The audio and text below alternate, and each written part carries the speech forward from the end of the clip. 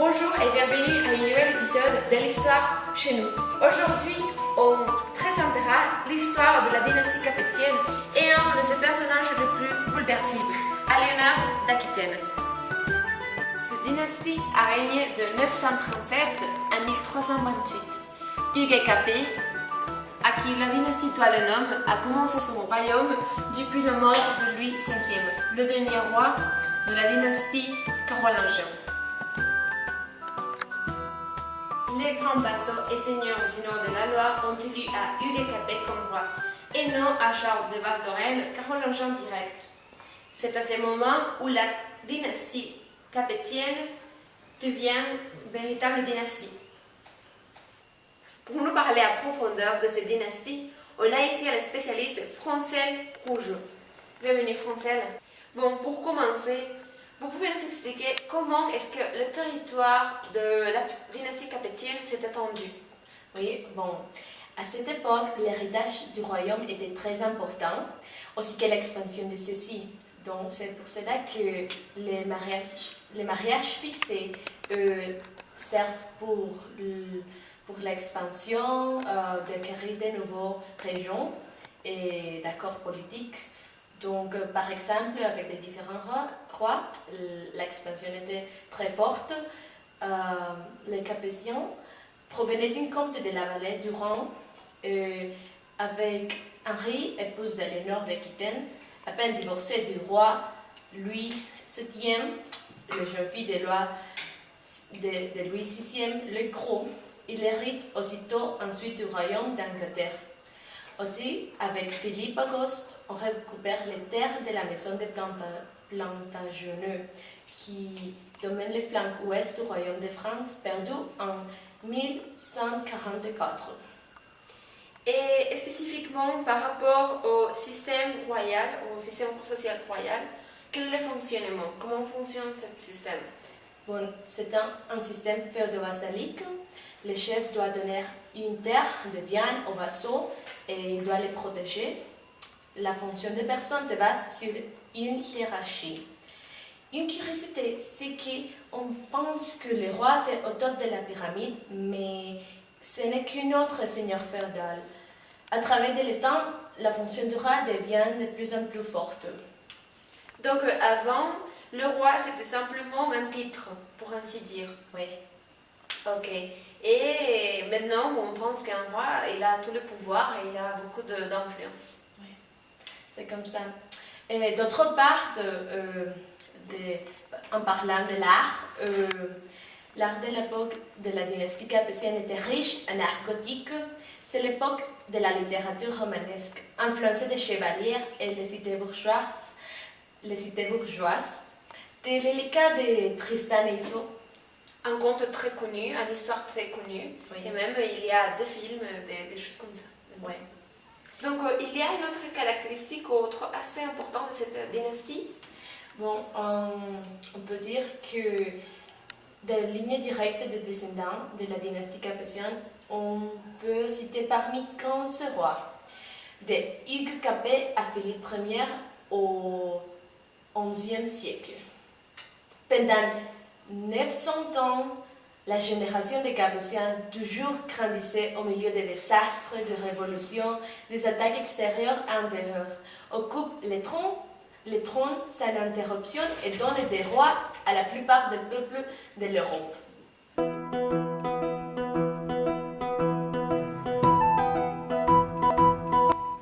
Aujourd'hui, on a la présence d'un très grand écrivain, Régine Pernoud, spécialiste dans l'histoire d'Aliénor d'Aquitaine. Bonjour Régine.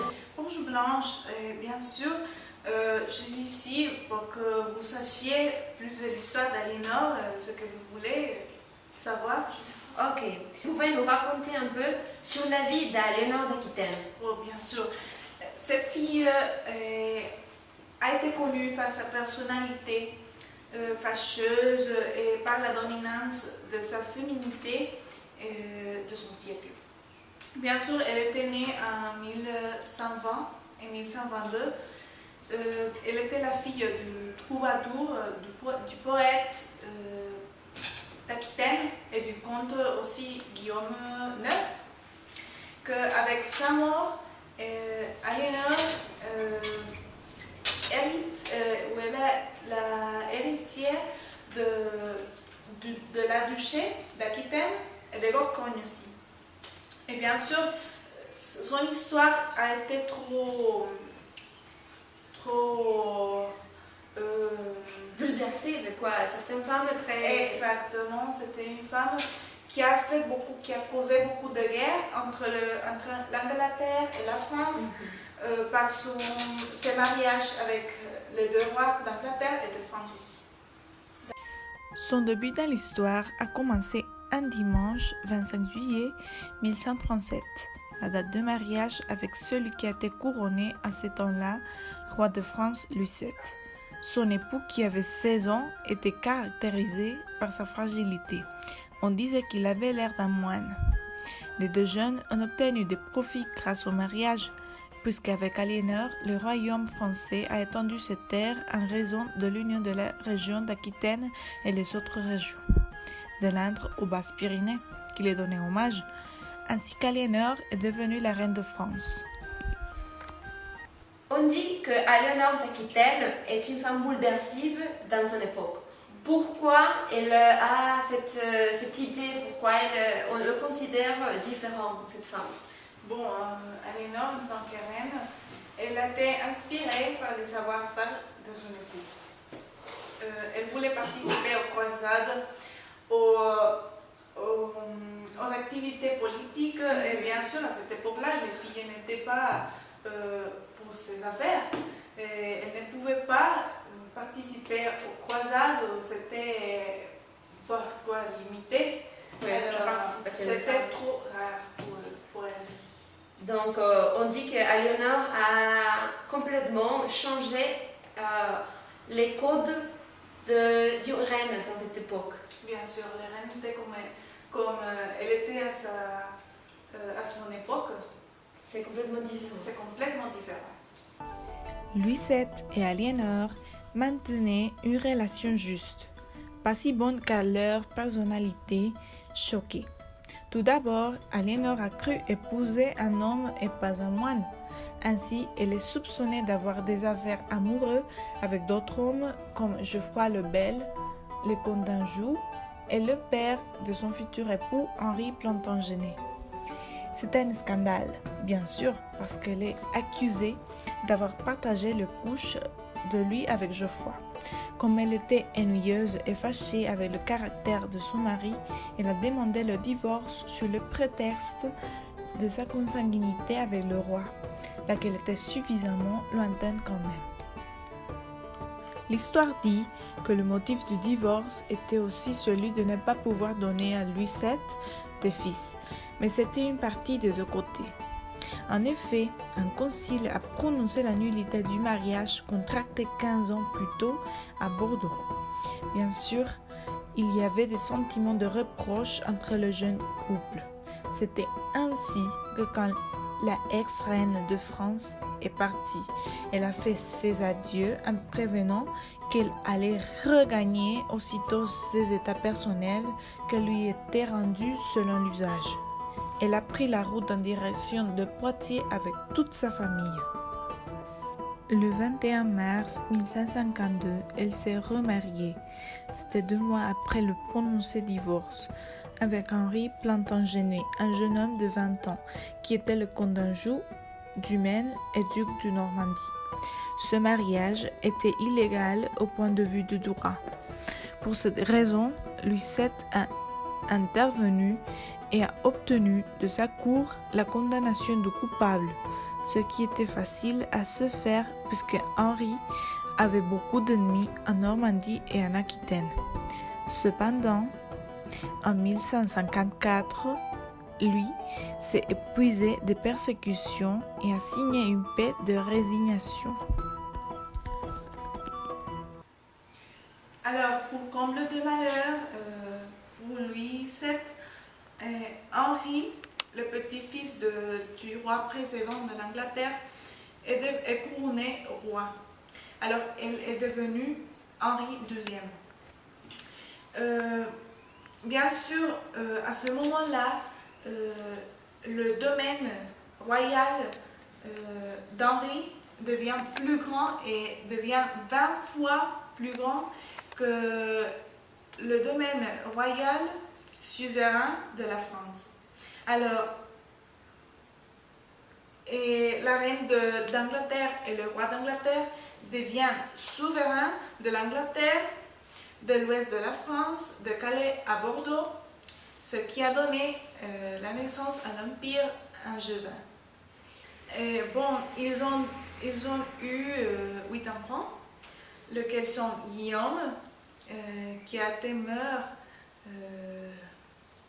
Quand il était un quand enfant. il avait 7 ans. Oui. C'était trop triste pour elle et pour lui, bien sûr, pour le père. Henri le Jeune, Mathilde, Richard, Cœur de Lion, qui va être un personnage très important dans l'histoire de la dynastie. Et aussi, on a, si je ne me trompe pas, bon, c'est Aliénor aussi, Jean Santerre et Jeanne de Sicile. Henri et Aliénor ont maintenu de bonnes relations entre eux et l'accompagnaient dans les multiples voyages par lesquels il marquait son autorité. En tant que reine, Aliénor s'intéressait beaucoup à la politique. Pourtant, à la fin des années 1160, les relations entre la reine et son mari ont commencé à se détériorer, puisque Henri II a trompé la reine avec plusieurs de courtisanes, dont la plus célèbre, la belle Rosamonde, mourut mystérieusement empoisonnée.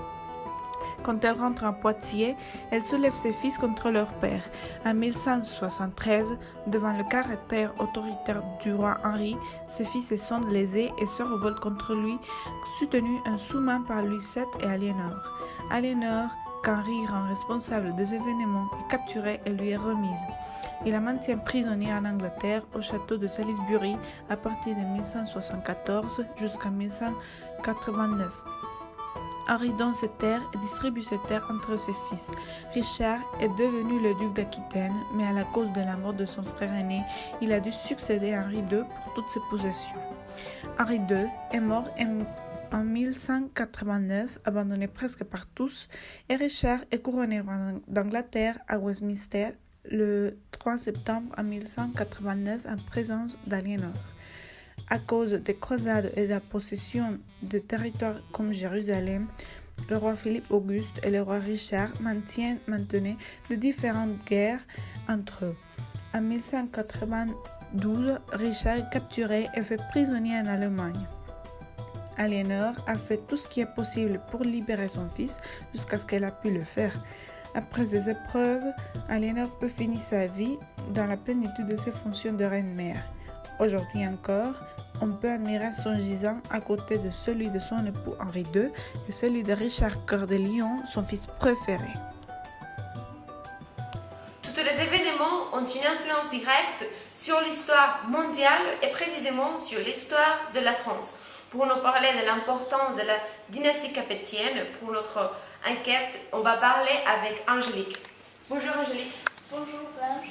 Vous pouvez nous parler un peu de l'importance, je ne sais pas, sociale de la dynastie? Oui, la dynastie capétienne est la dynastie qui a influencé plus le peuple d'Europe durant le Moyen-Âge. Au début, les premières capétiennes ont été des rois faibles, mais dans les gouvernements royaux qui se développent graduellement du 11e à 3e siècle, ils ont amélioré son fonctionnement et beaucoup plus. Et donc, on peut dire que cette amélioration du royaume a aidé aussi avec le développement économique, qui a aussi une importance très grande, quoi. Et oui, les rois établissent leur pouvoir sur tous les royaumes de France. Les sénéchaux, qui sont les officiels locaux de l'administration royale, sont envoyés dans les provinces pour les représenter. Ils collectent les impôts, rendent la justice et contrôle l'armée. D'accord. Merci à notre spécialiste pour avoir nous aidé dans cette présentation de la dynastie et d'Aliénor d'Aquitaine. Merci beaucoup. Merci à vous pour votre invitation. J'espère que vous avez adoré cette petite enquête et on vous espère la prochaine émission.